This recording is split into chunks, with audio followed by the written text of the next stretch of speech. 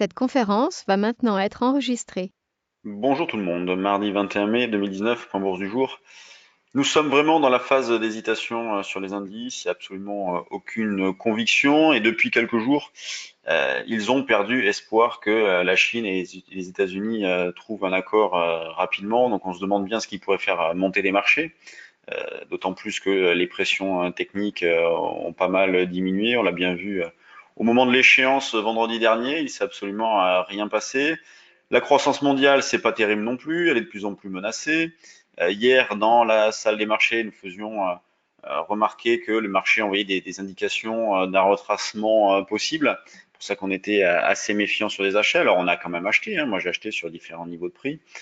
Mais il faut savoir être dynamique dans ce genre de phase. Ce qui est terrible dans la configuration actuelle, c'est que quoi que l'on fasse, nous n'avons pas des probabilités de réussite très importantes. Donc, soit il faut être très dynamique, coller au marché et surtout suivre les signaux techniques, soit on choisit un sens, on s'appuie sur les options, on insiste dans ce sens-là, que ça soit l'achat, la vente, tout dépend le sens avec lequel vous êtes le plus à l'aise.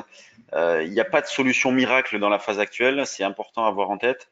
Les probabilités, bon, bah, c'est un petit peu aléatoire, donc il faut être à l'aise avec sa stratégie.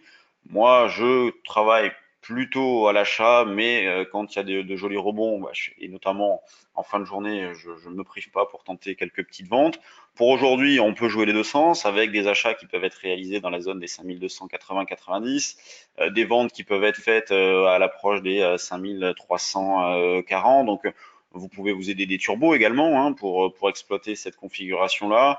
Vous achetez du turbo call vers 5280, du turbo put éventuellement vers 5340. Vous choisissez des deltas assez importants avec des barrières désactivantes pas trop loin. Par exemple, on pourrait très bien, nous sur le CAC, vous voyez, ça a été le vrai point fort, on va dire, de la journée d'hier, en plus de la méfiance du début de séance.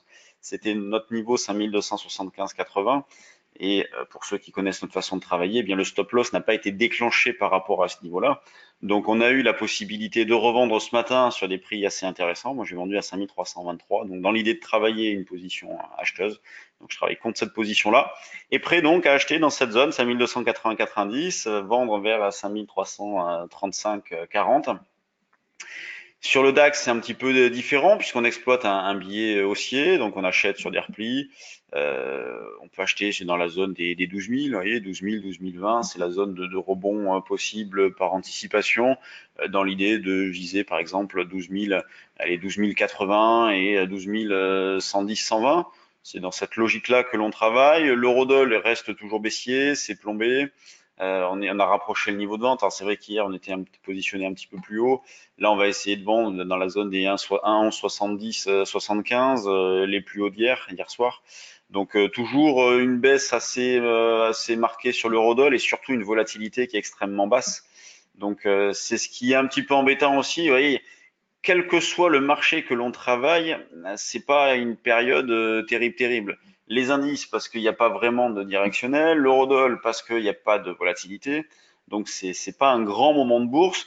Du coup, ça se retrouve sur les actions aussi où il y a pas de prise d'initiative. Les gestions n'ayant pas de visibilité ne font pas grand-chose, donc ils n'ont pas beaucoup bougé dans la phase de repli actuelle.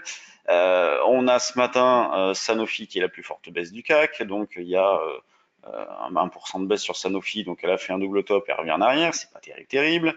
Airbus, ça va, LVMH, ça va aussi, Total, ça va, et BNP, ça va aussi. Donc BNP d'ailleurs qui est dans une zone de rebond possible, mais franchement, travailler les bancaires, c'est pas évident.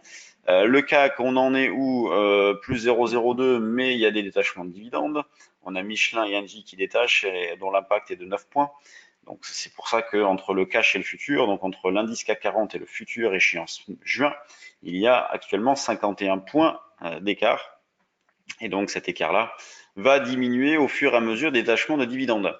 Quand on regarde les screeners, qu'est-ce qui bouge ce matin? On a Bélier, on a DBV, on a EOS, on a SS2I, alors EOS. EOS, j'avais mis une alerte il y a quelques temps, il est plus au-dessus de 1,80 pour déclencher un petit quelque chose sur 1,80. Je l'ai proposé sur le trade du jour aussi action, qui n'a pas déclenché, depuis elle est revenue en arrière. Donc On n'en a pas acheté, et tant mieux. GTT, LDC, Stentis, à la baisse on a Valneva, Orchestra. Donc on voit qu'on a une majorité de hausse, mais pas beaucoup de valeurs. Il est 9h24 et on a 25 valeurs affichées dans ce screener-là. Les deux tiers plutôt bien orientés d'ailleurs, mais pas grand-chose à déclencher immédiatement. Vous voyez par exemple, bon, Bélier ressort dans le screener, mais depuis ce matin il s'est échangé 300 titres. Donc autant dire que ce n'est pas exploitable, on n'a pas à en faire grand-chose. Là, je vois Altran, ouais, qui monte un petit peu. Ça, c'était une valeur qu'on avait travaillé sur le trait du jour. On a fait un beau petit carton dessus. Donc depuis, on est sorti. Donc, pas grand-chose en termes d'opportunités sur les actions. Donc sur le CAC, on travaille les deux sens. Achat sur 5280-90, vente vers 40. Le DAX, bon, on va dire qu'on a une zone d'achat rapide sur 12 060, mais franchement, la période actuelle n'est pas propice à rentrer vite sur ces marchés-là. Il ne faut pas hésiter à se placer un petit peu plus bas. Et plus bas, c'est plutôt la zone des 12 000, 12 020. Et l'eurodoll, pendant ce temps-là, ne fait absolument rien. Sur ce, je vous laisse. Semaine prochaine, on fait formation future option à Bordeaux. Nous sommes complets. C'est pour ça que nous avons ouvert des sessions futures et options en juin, en ligne et en présentiel. Donc, si vous avez de l'intérêt, n'hésitez pas à nous contacter. Si vous optez pour la formule en ligne, eh bien de chez vous, vous aurez accès aux cours. Vous pourrez nous poser des questions et vous aurez des réponses en temps réel. Et pour ceux qui souhaiteront venir dans les bureaux, eh bien c'est la formule actuelle, la formule habituelle où vous êtes avec nous et on échange, on vous enseigne le cours avec la journée de trading le mercredi, ton troisième jour de formation, c'est la journée de trading, on met en application ce qui a été vu les jours précédents. Sur ce, moi je vous laisse et je vous dis à demain. Salut tout le monde.